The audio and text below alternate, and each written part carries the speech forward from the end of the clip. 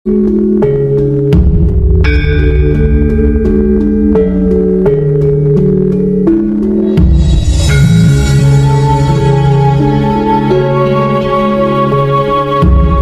para sedulur kinasihku sekalian, ketahuilah dengan kesadaranmu yang sadar, Kanjeng Rama sejati Gusti Prabu Heru Cokrosemono yang lebih lugas disebut hidup dan lebih dikenal dengan sebutan Guru Sejati atau Satria Paningit atau Imam Mahdi bersabda, sabda dawuh yang merupakan inti saripatinya segala ilmu ketuhanan ini memiliki 7 tingkatan yang masing-masing saling terkait bak mata rantai yang tidak bisa dipisahkan. Masing-masing sabdanya sebagai berikut. Sabda pertama atau sabda ke-1 yaitu ananing dat urip atau adanya dat hidup. Sabda kedua adalah wahananing dat urip atau tempatnya dat hidup.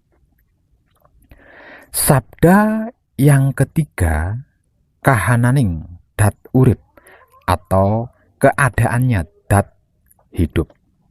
Sabda yang keempat pambukaning tata malige ing dalem betal makmur atau pembukaan tahta dalam Baitul Makmur. Sabda yang kelima pambukaning tata malige ing dalem betal mukaram atau pembukaan tahta dalam Baitul Mukaram. Sabda yang keenam yaitu pambukaning tata malige ing dalem betal mukadas atau pembukaan tahta dalam Baitul Mukadas. Sedangkan sabda yang ketujuh yaitu sabda yang penutup adalah panetep santosaning iman atau penetapan kekuatannya iman.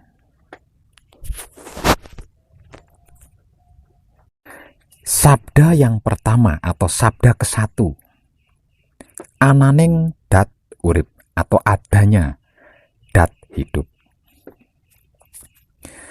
Sejatine ora ana apa-apa awit duk masih awang uwung durung ana sawiji-wiji kang ana dingin ingsun sejatine kang maha suci anglimputi ing sifat ingsun anartani ing asmaningsun amratandani ing apngal ingsun.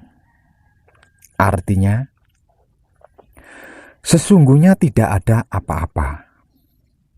Ketika masih sunyi, hampa, belum ada suatu apapun. Yang paling awal ada adalah aku, hidup, atau urip. Sesungguhnya yang maha suci meliputi sifatku, menyertai namaku, menandakan perbuatanku. Maksud dari sabda hidup atau Kanjeng Rama sejati Gusti Prabu Heru Cokrosemono ini menjelaskan, bahkan menunjukkan kepada kita bahwa pada mulanya alam semesta ini tidak ada. Semuanya masih sunyi, hampa, tidak ada apa-apapun. Yang paling dahulu ada adalah aku, hidup atau urip. Jadi tidak ada sesuatu pun yang mendahului adanya aku, hidup atau urip. Dalam ajaran agama, khususnya Islam, hal ini dibahasakan sebagai bahwa Allah itu bersifat qidam, dahulu, tidak ada yang mendahului. Dan aku, Allah adalah sumber dari segala sesuatu. Sabda kedua, wahananing dat urip atau tempatnya dat hidup. Sejatine ingsun dat kang amurba amisesa, kang kuasa anitahake sawiji-wiji, Dadi sanalika sampurna saka kodrat ingsun, ing kana wus kanyatan pratandaning afngal ingsun, kang minangka bebukaning irodat ingsun, kang dingin ingsun anitahaken kayu aran sajaratul yakin tumuwuh ing sajroning alam ngadam makdum ajali abadi. Nuli cahya aran Nur Muhammad, nuli kaca aran Mirhatul Kayai, nuli nyawa aran roh ilapi, nuli damar aran kandil, nuli sesoca aran darah, nuli dinding jalal aran kijab, iku kang minangka warnaning kalarat ingsun. Artinya, sesungguhnya aku hidup atau urip adalah Dat yang maha kuasa, yang kuasa menciptakan segala sesuatu. Jadi seketika sempurna berasal dari kuasaku. Di situ telah nyata tanda perbuatanku, yang sebagai pembuka kehendakku yang pertama, aku hidup atau urip, menciptakan kayu bernama saja Ratul Yakin, tumbuh di dalam alam yang sejak zaman azali, zaman dahulu maksudnya, dan kekal adanya. Kemudian cahya bernama Nur Muhammad. Berikutnya kaca bernama Mir'atul Hayai. Selanjutnya nyawa bernama Roh Idofi. Lalu lentera bernama Kandil. Lalu permata bernama Darah. Lalu dinding pembatas bernama Hijab. Itu sebagai tempat kekuasaanku. Maksud dari sabda hidup atau Kanjeng Rama Sejati Gusti Prabu Heru Cokrosemono ini menjelaskan, bahkan menunjukkan kepada kita bahwa aku hidup atau urip merupakan Dat yang maha kuasa, yang kuasa menciptakan segala sesuatu hanya dengan satu sabda saja, yaitu kun, maka seketika jadi fayakun. Semua ciptaannya sempurna sebagai pertanda perbuatan af'alku. Pertama diciptakan adalah pohon bernama Sajaratul Yakin atau Sajaratul Kaun. Maksudnya pohon kejadian, yang merupakan awal dan asal mula penciptaan. Kedua diciptakan cahaya yang diberi nama Nur Muhammad. Nur Muhammad ini merupakan bibit alam semesta. Nur Muhammad yang dimaksud di sini adalah bukan sebagai cahaya dari Muhammad, nabinya orang Islam, bukan. Melainkan secara bahasa berarti cahaya yang terpuji. Sehingga dapat dikatakan semua ciptaan pasti berasal dari Nur Muhammad ini. Maksudnya mengandung Nur Muhammad. Hal itu pula yang mengisyaratkan adanya pemahaman bahwa dalam tingkatan tertentu kebenaran hanyalah satu.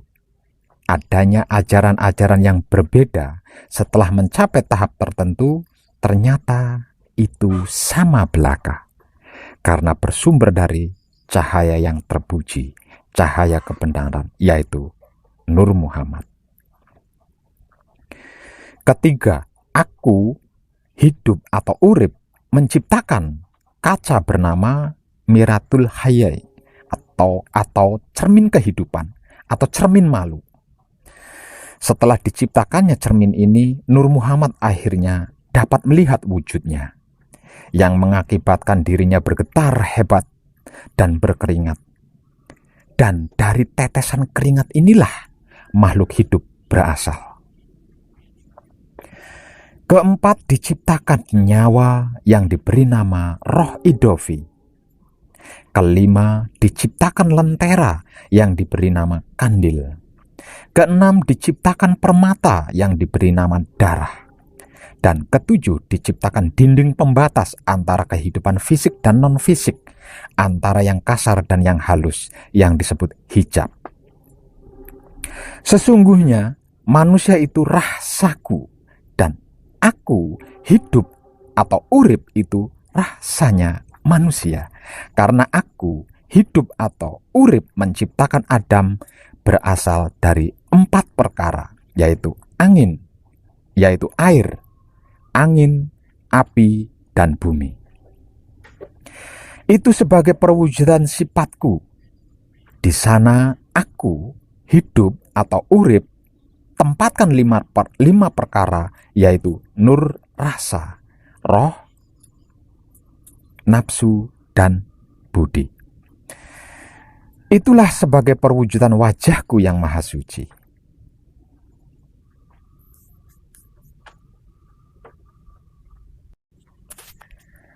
Sabda yang ketiga, kahananing dat urip atau keadaannya dat hidup. Sejatine manungsa iku rasaning sun, lan ingsun iku rasaning manungsa. Kerana ingsun anitahake Adam asal saka anasir 4 perkara, yaiku banyu, angin, geni, lan bumi. Iku kang dadi kawujudaning sifat ingsun. Ing kana ingsun panjingi pudah 5 perkara, yaiku nur, rasa, roh, nafsu, lan budi. Ia iku minangka warnaning rupaningsun kang maha suci.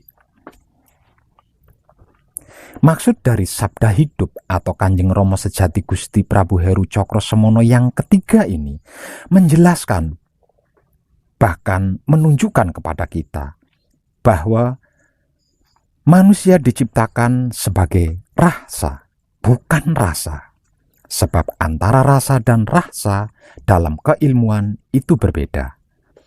Dari urip atau hidup dan hidup atau urip itu sebagai rasa dari manusia, bukan rasa. Sebab rasa itu masih termasuk anasir. Yang dimaksud rasa adalah bahwa hidup atau urip menciptakan manusia menurut gambarannya atau menurut citranya. Dan manusia diciptakan dari 4 unsur yang merupakan gambaran sifatnya, yaitu air, angin, api, dan bumi. Air dalam tubuh kita menjadikan 4 elemen roh, yaitu roh hewani, roh nabati, roh robani, dan roh nurani. Roh hewani menumbuhkan kekuatan badan. Roh nabati menumbuhkan rambut, kuku, dan menghidupkan budi. Roh robani menumbuhkan rasa. Roh nurani menumbuhkan cahaya. Angin dalam tubuh kita terwujud dalam 4 hal, yaitu napas, tanapas, anapas, dan nupus. Napas merupakan ikatan badan fisik bertempat di hati, suweti, yaitu jembatan hati, berpintu di lisan. Tan napas merupakan ikatan hati bertempat di pusar, berpintu di hidung. An napas merupakan ikatan ruh, berpintu di telinga. Nupus merupakan ikatan rasa, bertempat di hati puat yang putih, yaitu jembatan jantung, berpintu di mata.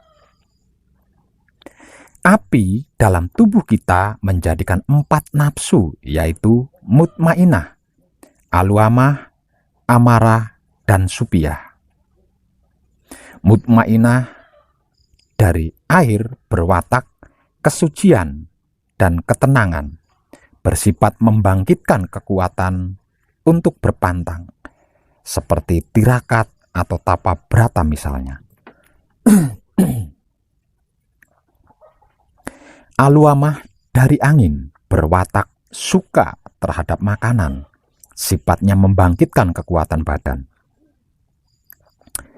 Amarah dari api berwatak suka marah, emosi, sifatnya membangkitkan kekuatan, kehendak atau karep. Supiyah dari bumi berwatak keinginan, keterpesonaan, keinginan memiliki, bersifat membangkitkan kekuatan pikir berupa akal. Bumi dalam tubuh kita berwujud pada hal-hal yang bersifat kedagingan. Dan kedagingan ini dibagi menjadi dua hal, yaitu yang merupakan unsur dari Bapa berupa tulang, otot, kulit, dan otak, dan unsur dari Ibu berupa daging, darah, sungsum, dan jeroan. Setelah 4 unsur alam terbentuk dalam tubuh manusia, kemudian aku, hidup atau urip, menempatkan pula 5 hal dat hamba sebagai gambaran wajahnya, yaitu nur, rahsa, roh, nafsu, dan budi. Nur merupakan terangnya cahaya. Jika mewakili dat maha suci, dapat menerangi lahir batin. Rahsa, jika mewakili dat yang maha suci, dapat menumbuhkan daya ketentraman lahir dan batin. Roh, penglihatan roh, jika mewakili dat yang maha suci, menjadikan penguasaan yang sempurna. Nafsu, kekuatan nafsu, jika mewakili dat yang maha suci, menumbuhkan kekuatan kehendak yang sentosa. Sedangkan budi, penciptaan budi, jika mewakili dat yang maha suci, dapat menumbuhkan daya cipta yang sentosa. Oleh karena itulah dikatakan bahwa sesungguhnya manusia itu mempunyai sifat-sifat Tuhan dan juga mempunyai kesucian wajah Tuhan. Jadi, mustahil jikalau sampai tidak menyukai kebaikan dan keindahan serta kebenaran. Hanya saja mungkin karena sifat-sifat itu masih terselimuti ego, pamrih, arogan, dan noda-noda hati yang lainnya, sehingga belum bisa menyukai kebaikan dan keindahan serta kebenaran, apalagi melakukannya.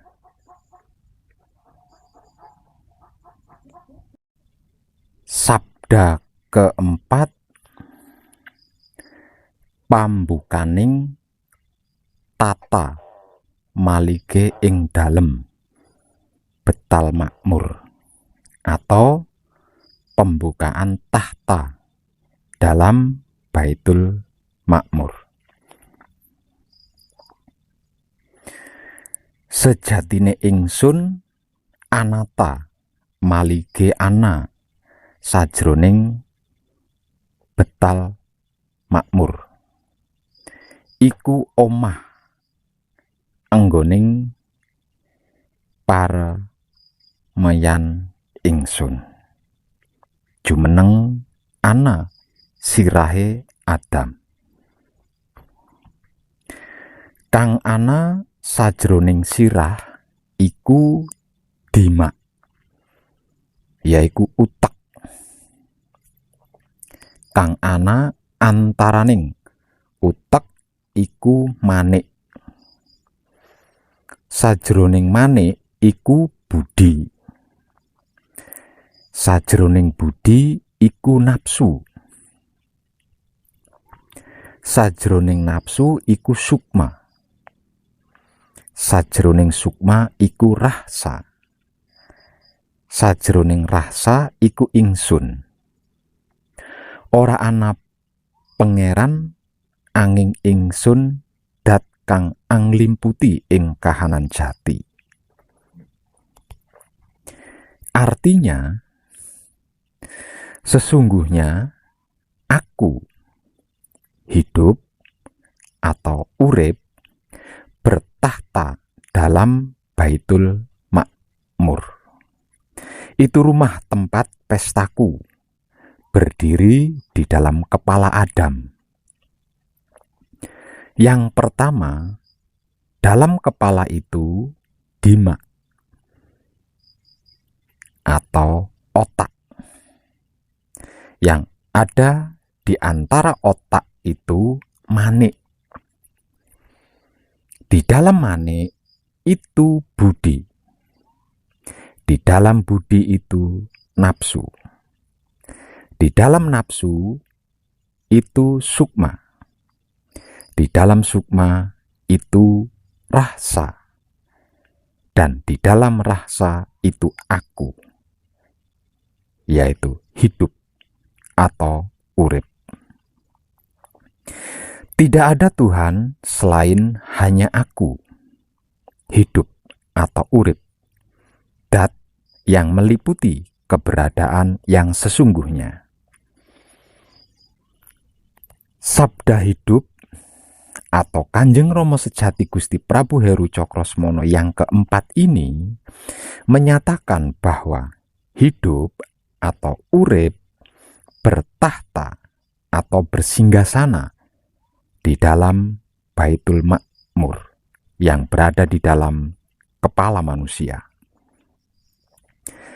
Yang dimaksud dengan Baitul Makmur adalah cakra mahkota yang ada di puncak kepala atau ubun-ubun.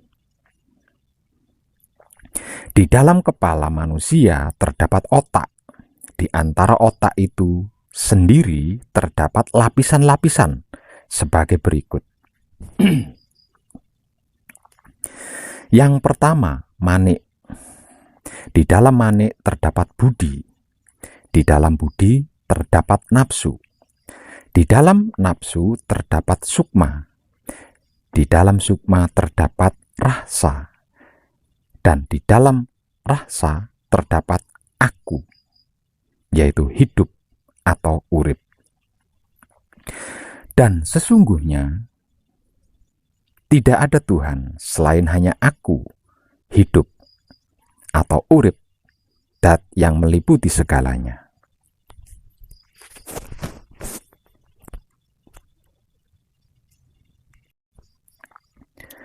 Sabda yang kelima yaitu pambukaning tahta malike ing dalem betal mukaram, atau pembukaan tahta dalam Baitul Mukaram. Sejatine ingsun anata malike sajroning betal mukaram iku omah enggoning larangan ningsun jumeneng ana ing dadane Adam. Kang ana sajroning dada iku ati. Kang ana antaraning ati iku jantung. Sajroning jantung iku budi.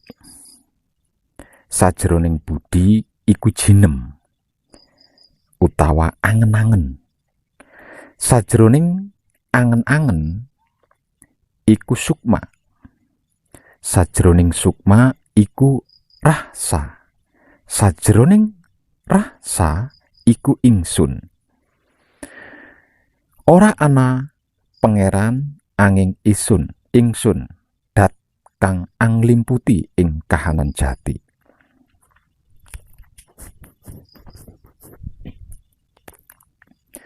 Artinya, aku hidup atau urip bertahta dalam Baitul Mukaram. Itu rumah tempat laranganku, berdiri di dalam dada Adam. Yang ada di dalam dada itu hati. Yang ada di antara hati itu jantung. Di dalam jantung itu budi. Di dalam budi itu jinem atau angan-angan. Di dalam angan-angan itu sukma. Di dalam sukma itu rasa. Dan di dalam rasa itu aku, hidup atau urip. Tidak ada Tuhan kecuali hanya aku, hidup atau urip, dat yang meliputi keberadaan yang sesungguhnya. Sabda hidup atau Kanjeng Rama Sejati Gusti Prabu Heru Cokrosemono yang ini menyatakan, bahkan menegaskan kepada kita bahwa dirinya bertahta di Baitul Muharram yang menjadi tempat larangan berada di dalam dada manusia. Maksudnya adalah cakra jantung. Disebutkan bahwa di dalam dada manusia itu terdapat susunan sebagai berikut. Pertama, hati atau kalbu. Di antara hati terdapat jantung. Di dalam jantung ada budi. Di dalam budi ada angan-angan. Di dalam angan-angan ada sukma. Di dalam sukma ada rasa. Dan di dalam rasa ada aku, hidup atau urip. Jantung yang terdapat di antara hati yang dimaksud di sini adalah bukanlah liver atau hati secara fisik, melainkan hati secara maknawi.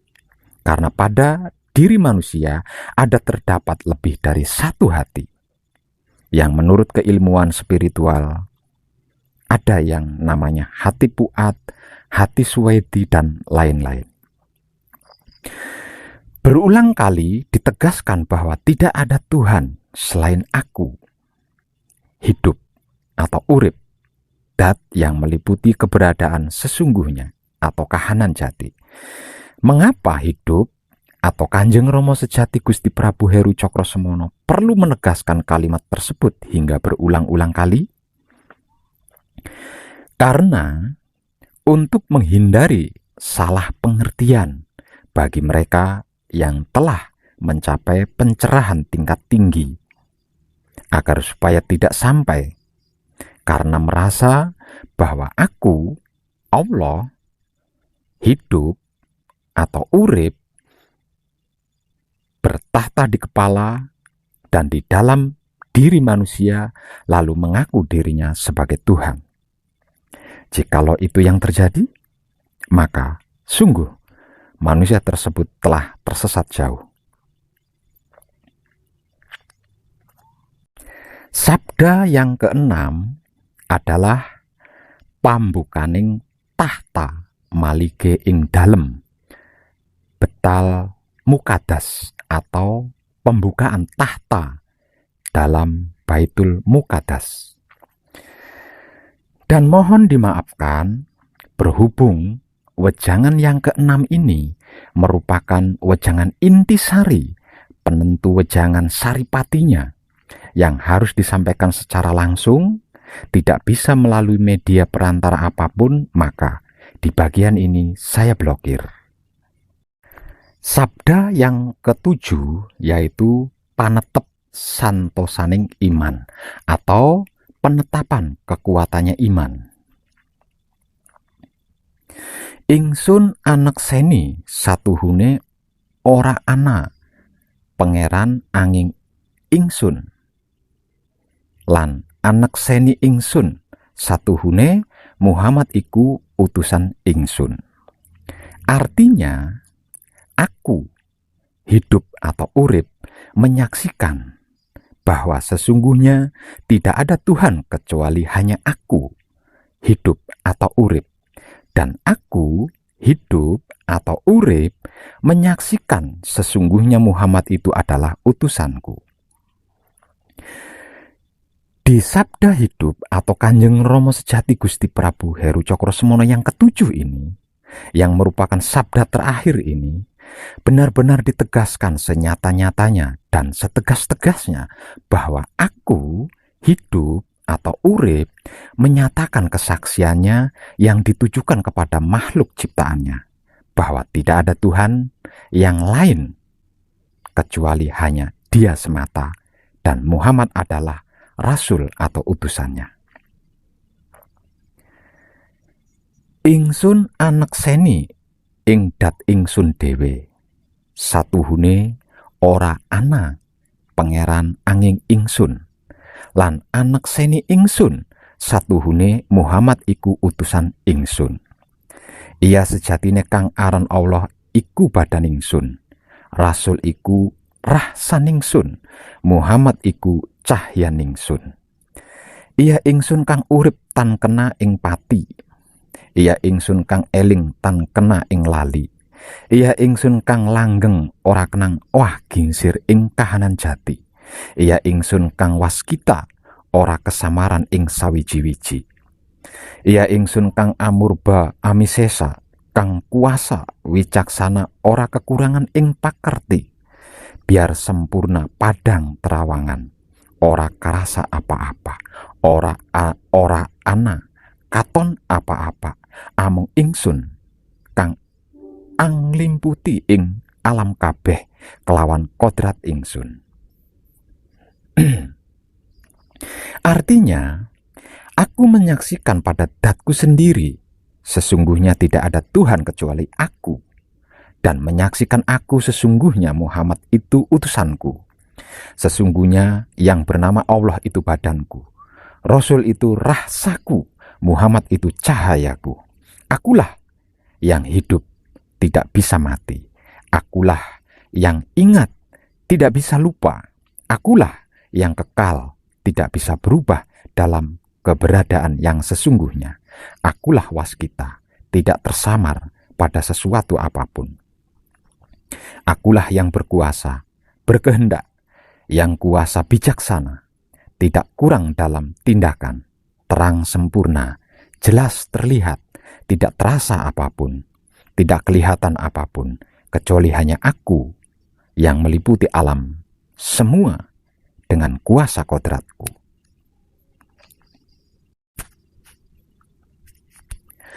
Para kadang dan para sedulur kinasiku sekalian, wejangan 1 hingga wejangan ke-7 merupakan satu rangkaian yang tidak boleh putus, apalagi diputus, sebagaimana bacaan kunci yang harus dibaca hingga 7 kali berturut-turut.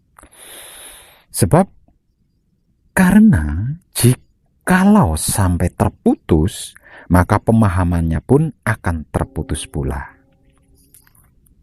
Bacalah artikel ini atau simaklah video ini hingga berulang-ulang kali sampai benar-benar meresap masuk ke dalam kalbu, relung hati yang paling dalam.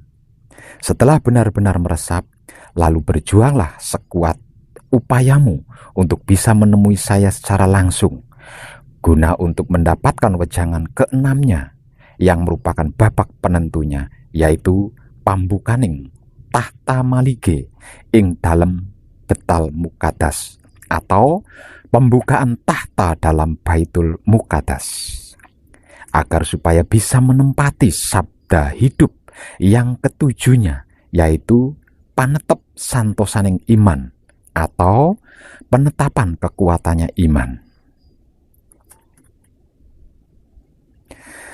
Para kadang dan para sedulur kinasiku sekalian, raga itu abdinya sang hidup atau urip, dan itu bersifat baru, dilengkapi panca indera sebagai barang pinjaman. Yang namanya barang pinjaman, bila diminta pemiliknya kembali, menjadi tanah dan membusuk, hancur, dan bersifat najis. Karena sifatnya itu, panca indera tak dapat dipakai sebagai pedoman hidup. Budi, pikiran, angan-angan, satu wujud dengan akal bisa menjadi gila. Budi, pikiran, angan-angan, kesadaran, satu wujud dengan akal bisa menjadi gila, sedih, bingung, lupa, tidur, tidak jujur, dendam, iri hati, fitnah, dengki, sirik terhadap sesama untuk kebahagiaan diri sendiri, menimbulkan kejahatan dan kesombongan, kelembah nista, noda, dan menodai nama baik dan citra. Manusia hidup yang hakiki adalah wujud hak, kemandirian, dan kodrat berdiri dengan sendirinya. Sukma menjelma sebagai hamba, hamba menjelma sebagai sukma. Napas sirna menuju ketiadaan, badan kembali sebagai tanah. Adanya kehidupan itu karena pribadi ditetapkan oleh pribadi, ditetapkan oleh kehendak nyata.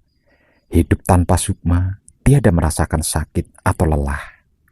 Suka duka pun musnah, berdiri sendiri menurut karsanya, hidup atau urip sesuai kehendaknya. Para kadang dan para sedulur kinasiku sekalian, yang harus diikuti oleh tiap seorang manusia adalah petunjuk yang paling baik dari hidupnya sendiri. Hiduplah yang bisa memberikan petunjuk yang paling baik, becik king becik, dan paling benar, benering benar, bagi tiap seorang manusia secara individu atau pribadi. Karena hidup itu yang berasal dari Maha Hidup, yaitu Tuhan yang Maha Esa. Hidup yang meliputi, menggerakkan, dan menguasai alam semesta seisinya. Urip kang ngalim pudi, ngobahake lan nguasani jagat raya seisine. Dan hanya hidup yang nantinya kembali kepada Tuhan yang Maha Esa, bukan ke lain selainnya. Hidup yang tahu apa dan bagaimana raganya manusia setiap saat harus berbuat apa selama masih di dunia, agar senantiasa dalam keadaan bahagia sejati atau tentram.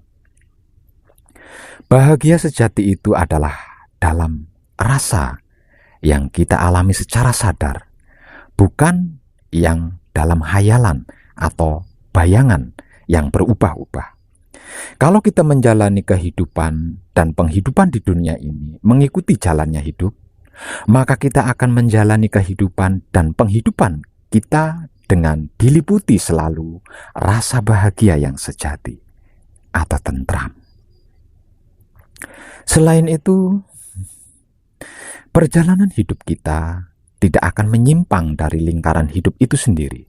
Artinya, kita tidak membawa sang hidup untuk menyimpang dari perjalanan yang seharusnya ditempuh, yaitu dari Tuhan, milik Tuhan, lalu berada di dunia dengan raganya, kemudian lepas dari raganya dan langsung bisa kembali ke asalnya, yaitu Tuhan yang Maha Esa, tanpa harus tersesat atau menunggu jutaan tahun.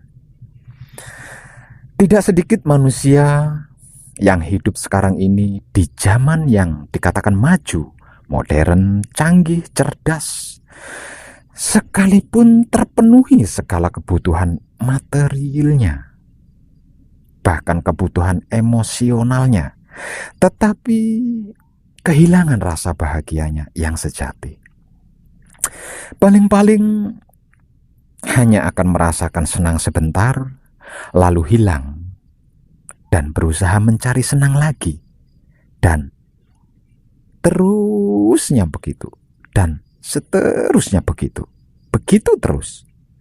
Tidak sedikit keluarga-keluarga yang sudah kehilangan keharmonisan, keserasian, kebahagiaan dalam keluarga. Sesuatu yang didambakan setiap orang saat ingin membangun suatu keluarga, semua itu karena manusia melupakan bahwa dalam dirinya ada hidup atau roh Shaulnya.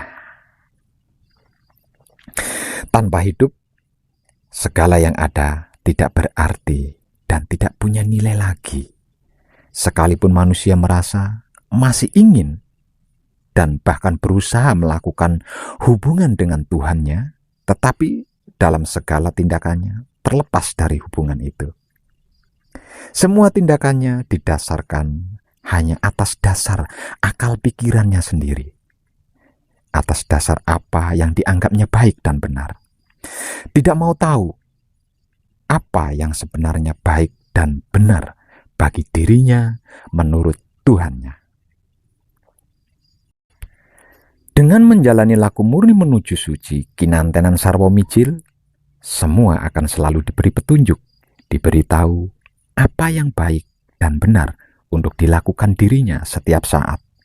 Yang memberitahu adalah hidupnya sendiri, karena hiduplah yang bisa menangkap kehendak Tuhan setiap saatnya.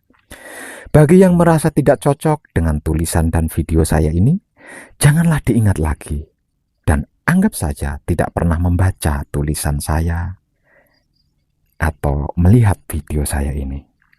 Bagi yang merasa cocok, silahkan. Kalau mau digunakan, carilah artikel saya di Google yang berjudul Petunjuk dan Bimbingan Spiritual Hakikat Hidup dalam Laku Murni Menuju Suci, Kunci The Power. Level 1 untuk menjaga hati, dan level 2 untuk membersihkan hati, serta level 3 untuk membuka hati. Lalu copy paste ketiga level bimbingan itu dan di print, kemudian dijilid seperti halnya buku, agar supaya lebih mudah membacanya. Kemudian pelajarilah dengan seksama.